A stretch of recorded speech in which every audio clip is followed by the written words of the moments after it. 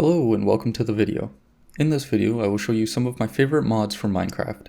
Some of them are game-changing, while others are simple quality of life mods. The links to all of the mods and their dependencies will be in the description down below. So let's get started. The first mod on this list is called Distant Horizons. This is a mod that almost anyone who pays attention to Minecraft mods will already know about, but I wanted to make sure that it was added to this video because it is truly an amazing mod. The Distant Horizon mod allows your game to display chunks that are at an incredible distance away without too much of an impact on your game.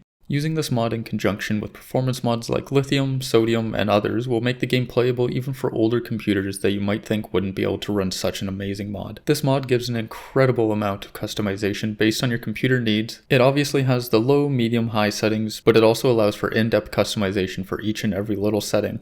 Something that is important to know about Distant Horizons is that the chunks after the vanilla Minecraft chunks will not be at full detail. What I mean by this is that Distant Horizons will take what chunks are already generated in the world and render them at a lower quality by default so that they won't impact system resources as much. If you have heard of someone talking about this mod and saying LOD, this is what I am talking about with the lower quality at a distance. LOD, or level of detail, can be found in almost any game for objects, or in this case blocks, that are a large distance away from the player. By rendering the objects that are far away at a lower detail, the performance of the game would not be impacted as much as it would be if the game was rendering the objects at full quality. This makes sense because something that's very far away from the player, you won't be wanting full detail on that anyways because it's such a small object that you likely won't be able to tell the difference. One thing to note about Distant Horizons is that it works based on the chunks that are already generated in the world. So if you spawn into a new world, you will only be able to see the chunks that have actually been generated. A way to make world generation easier is to use a mod like Chunky to pre-generate chunks in a large area. After Chunky is complete and Distant Horizons is completed with its LOD generation, you will be able to see all of the chunks at a massive distance. Here are some examples that I have set up to show the difference between vanilla 16 chunks,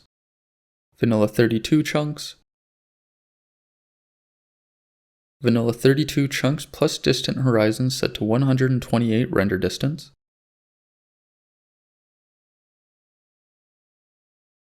vanilla 32 chunks with Distant Horizon at 256 render distance. As you can see, this mod makes the game world feel like it's much larger, and for me, it invites me to do more exploring in it. Speaking of world generation, Terralith is a mod that changes the Minecraft world generation and adds an incredible 95 new biomes to the game. Whether you're looking for a base in a realistic biome with mountains or a volcano, or if you want a biome with a fantasy look that makes you feel like you're transported to a completely different game, or perhaps you want to explore caves underground in the underground jungle or fungal cave system, Terralith has you covered for all of your exploration needs. Terralith also changes the way that some of the structures in your world look. This includes pillager outposts, villages, and many other things that I don't have the ability to add into the video. This mod also works with Distant Horizons, so you can see the amazing world generation at a large distance. With the Distant Horizon mod installed, you can really take in how beautiful the world generation of this mod can be. The next mod on this list is a quality of life mod that adds in a backpack for the player to craft and use. The mod is called Traveler's Backpack. The reason I like this mod is because the backpacks greatly increase the amount of items you can carry in your inventory while still being an easy item to craft, only requiring 14 pieces of glass and 4 iron ingots to make the liquid tanks, some wool to make a sleeping bag. I believe the colors are actually mandatory, so 2 red, 1 white. And now once you have the sleeping bag and the liquid tanks made, you take 4 pieces of leather, a chest, the 2 liquid tanks we made before, the sleeping bag, and a gold ingot, and then there you have your basic backpack. Now that we have our backpack crafted, we can see in the inventory just how much extra space it gives you. The default backpack will give you an entire second inventory. Then we get to the netherite backpack, you can see just how much space is in these. But what if you don't want to hold the backpack in your hand to open it? The devs thought of this and added the ability to click this button in the backpack inventory and it puts it on your back. Then you just have to press B on your keyboard and the inventory opens. To take it off your back, you would open the backpack inventory, then click the same button again.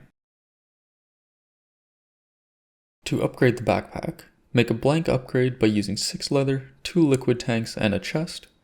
Then go to a crafting table and surround the blank upgrade with whatever tier you want to upgrade to. I will upgrade this one to iron. Once the upgrade has been made, go to the smithing table with leather, the backpack, and the upgrade item, place them all in, and you will get your upgrade. And you can see that there's more inventory space now. This next mod is a mod that many are familiar with, but is another mod that I feel needs to be added to this list because I use it all the time. Iris Shaders is a mod that adds in the ability to install shaders to the game. It will completely change how the lighting and reflection work in the base game without affecting performance too much. Higher resolution or more demanding shader packs will cause some computers to struggle, but installing other mods like Sodium, Lithium, and Nvidium if you have an Nvidia graphics card can help with this.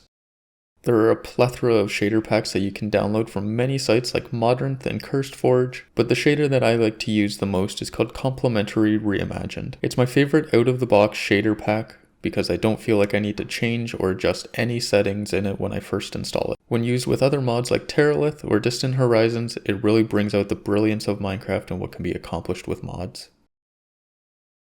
Thank you for making it to the end of the video. If you see any mods that pique your interest, I have included the Modrinth downloads in the description below. I have also added links to any dependencies that the mods shown in this list here require.